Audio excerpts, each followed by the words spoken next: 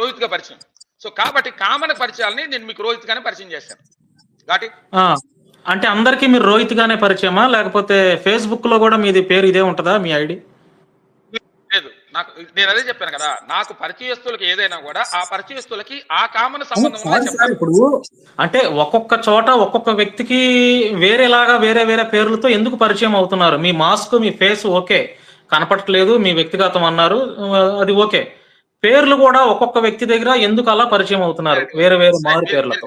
తీసుకుంటారు. ఎస్, నేను ఒక ఎక్స్ పేరుతో ఒక ప్లాట్ఫామ్, అది ఇప్పుడు కాదు 10 ఏళ్ల నుంచి ఆ ప్లాట్ఫామ్ వదిలేశాను, 4 ఏళ్ల నుంచి. ఓకే, యూట్యూబ్ లోకి 8 ఏళ్ల నుంచి వచ్చాను. యూట్యూబ్ 8 నెలల నుంచి వచ్చాను.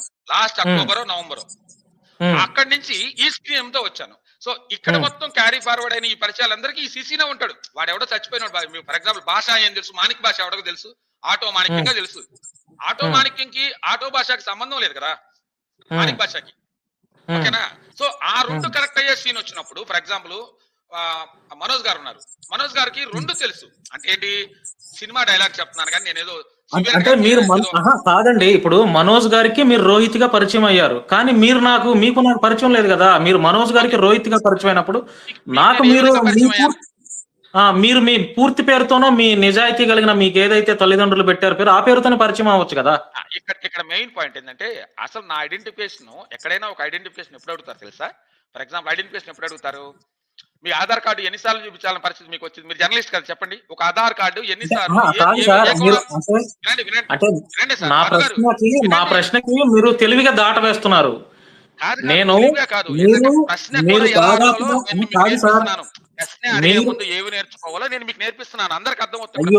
అయ్యో సార్, ఇప్పుడు తమరు చెప్తే నేర్చుకునే పొజిషన్ లో నేను ఉన్నానంటే మీరు మాట్లాడడానికి ఒక నిమిషం, నేను మాట్లాడే పోలింగ్ పెడదామా? సీసీ గారు ఆగండి. భాను గారు ఇప్పుడు ఆయన చూపించాడు సార్, మా ప్యానల్ లోకి వచ్చి మాట్లాడుతున్నాడు. మీకు ఉన్న అభ్యంతరం ఏంటో చెప్పండి ఫస్ట్. ఓకే, ఆయన చూపించడం అన్నారు, అది చెప్పారు. ఓకే, అంటే అప్పుడు నాకు రకరకాల పేరుతో నాకు ఆయన ఎందుకు పరిచయం అయ్యారు అని అంటున్నా. సీసీగానే పరిచయం అవ్వచ్చు కదా. రోహిత్ రాజేష్ అనే పేరుతో 4 నెలల కిందట ఆగండి సార్, 4 నెలలు ఆయన చెప్పాడు. మీకు అర్థమైందో కాలేదు, నాకు అర్థమైందో చెప్తాను. అదో కాదు మీరు కనుక్కోండి. మీకు ఆయనకి మధ్యలో ఉన్నది మనోజ్ బాబు.